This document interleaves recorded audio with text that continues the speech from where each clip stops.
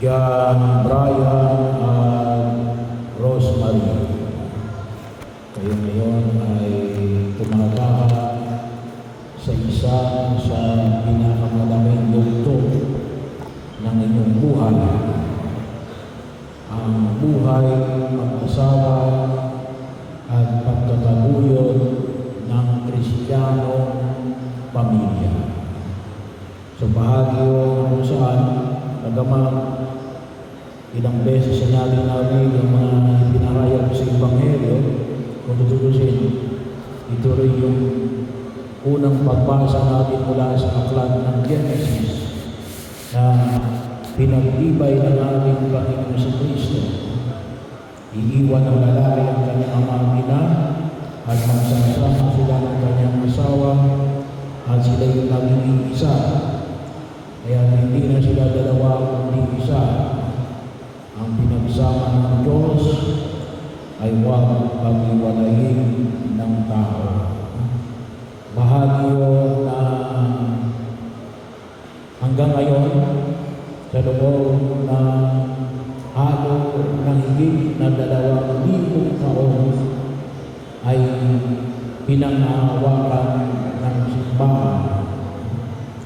Pagkakataon na kung sa nawa, makita natin yung wisdom, yung karunungan. Bagaman maraming sektor ng lipunan na nagpapahayag ng divorce. Alam nyo, sabi ko nga, sa historia ng simbahan, may isang bansa mismo na umiwalay. Kaya mayroon tayong ginagawa na Anglican at saka tawagin natin ay Presbyterian. Nagsimula yung tawagan.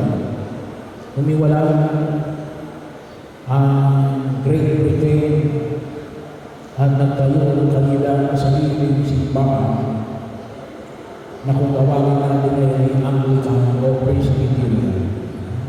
Bakit? Kasi gusto ni King Henry VIII na mag-divorce sa kanyang asawa at mag-asawa ng iba. Bakit? Gusto niyang magkaanak. Walang magmamana ng kanyang trono. Pero ang sabi ng Santo Papa, hindi pwede. Ang pinagsama ng Diyos ay huwag pag-iwalayin ng tao. So para magawa niya, ang ginawa niya, nagtayo siya ng kanyang sariling simbahan. Pero ano pa rin ang nangyari? Nakailang asawa siya, hindi rin siya nagkaroon ng anak. Pero bakit pinahalagaan ng simbahan? Bahagi yun na nakita natin sapagkat kinikilala na ang pag-asama ito ay hindi lamang pag-asama o kasunduan ng dalawang tao o ng lipunang kanyang ginagalaw. Sabi nga natin, sabi nga kapag kasal ka sa West o kasal ka sa Mega, kasal ka lang dito sa Pilipinas. Pag lumabas ka ng Pilipinas, ay hindi ka nakasal. Pero ang kasal ng simbahan, legal yan. Kapag kasal ka sa simbahan, Katoliko, hindi ko alam ang ibang simbahan, pero alam ko ang simbahan, Katoliko. Kapag kasal ka sa simbahan, Katoliko, kasal ka legally. Lumabas ka man ng Pilipinas. So bahagi yun. Pagkakatawa kung saan huwag namin kalimutan. Kasi may treaty ang Vatican sa iba nating mga bansa, kapwa bansa na kumikilala sa Vatican tungkol sa kasal ng simbahan Katolika. Bahagi ko yun, huwag natin kalimutan. Pero hindi sinabi niyo, yung paniniwala natin alin, hindi lang ito ng kasunduan. kasunduan ninyo ni Nandiyan, Brian at Rosemary.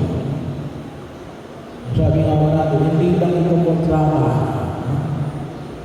Ito ay tipang covenant. Nakita natin yung lahat na kapag sinabi natin tipang. Ito ay bahagi ng pangipagtipang ninyo, John, Brian at Rosemary, kasama ang Diyos. Kaya maganda o yung translation namin sa mag-boyfriend at mag-girlfriend sa Tagalog. Magkatipang.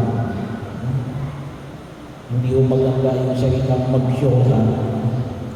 Medyo talagang sinorkak yun. No? Pero yung term na ginagamit namin talaga bilang mga Pilipino yun, magkatipang. Bahagi yun, parang bagong tipang at lumang tipang ng banal na kasulatan. Yun ay tipanan ninyo sa harapan ng Diyos. Kaya nga yung panyayan ay pinahayag ng buong mikapal. Naalin, kayo pinagsasama. Pinagsasama kayo nino. Pinagsasama kayo ng Diyos. Hindi ako nagpapasama sa inyo. Ninanais ninyo naalin, ipagsama kayo ng Diyos. At ginais ninyong makasal kayo sa loob ng simbahan. Paalala nyo, sabi nga ng iba, paano pumapayag po kayo ng kasal sa garden? Yung simbahan Katolik ako, hindi ko tayo nag-garden wedding. Bakit? Kasi yung emphasis niya rin, kinakasal ka sa loob ng simbahan. Kasi ito yung tahanan ng Diyos. Bahagi yun na binibigyan natin ng pagpapahalaga. Yun ang pinanghawakan natin. Well, sabi nga natin, ang Diyos ay pwedeng sa lahat ng bagay, pero lalo na sa loob ng kanyang simbahan. Kaya, pasensya na ako kayo kung hindi yung pumapayag ng simbahan ng garden wedding. Maliban na lamang, may mga ilang mga simbahan na kung babagay natin ay parang ginawang garden, pero simbahan pa rin. Kaya yun ang bigyan natin na higit na pagpapahalaga.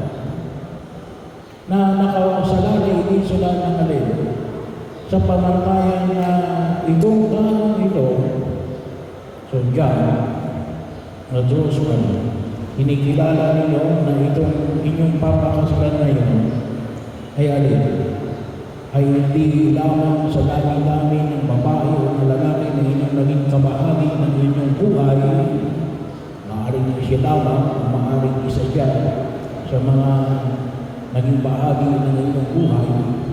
Pero ang maging maliwanag sa inyo na alin, ito ang lalaki o babae na bigay ng Diyos na nais na maging kasama ko sa pagkaako, magiging kasama ko sa pagtataguyod ng buhay pamilya at makakasama ko at magkakatulungan kami saan? Sa aming paglalakbay patungo sa kaharian ng Diyos.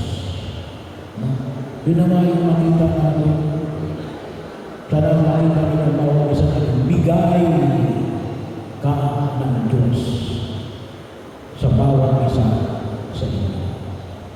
At ninanais ninyo na nawa kayong dalawa kasama ng inyong pamilyang bubuuin ay tunay na magkatulungan at kayo ang magiging gabay upang makamit ninyo ang kadakilaan at kaluwalhatian ng buhay ng ating paglalakbay sa daigdig na ito hanggang makarating kayo sa langit.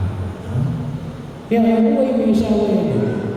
Paglalakbay, nawa naman ang ninyo. Hindi lamang pangalawang langit. Ngunit bahagyo na kung saan natin. Ito yung nais ko makasama sa doon sa langit.